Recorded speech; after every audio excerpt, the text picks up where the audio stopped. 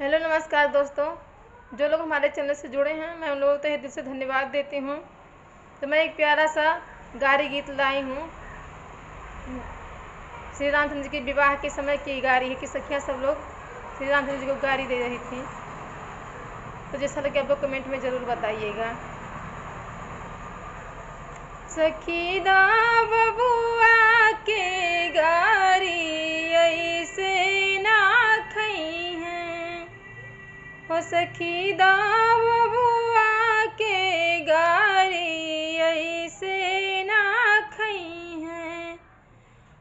हो दुल्हा आए ससुरारी ऐसे ना खई हैं।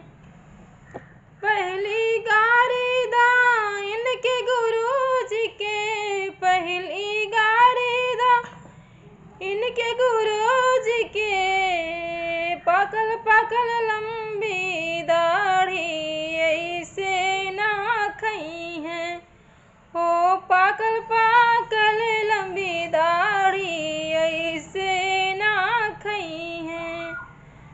दुल्हा आए ससुरारी ऐसे ना खई हैं।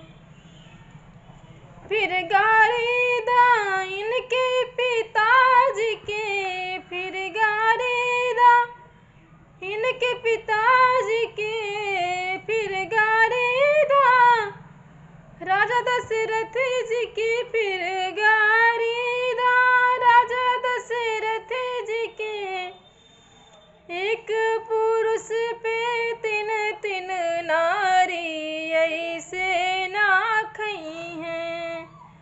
हो एक पुरुष पे तीन तीन नारी ऐसे ना खई हैं। सखी दा बबुआ के गारी ऐसे ना खई हैं। हो दुल्हा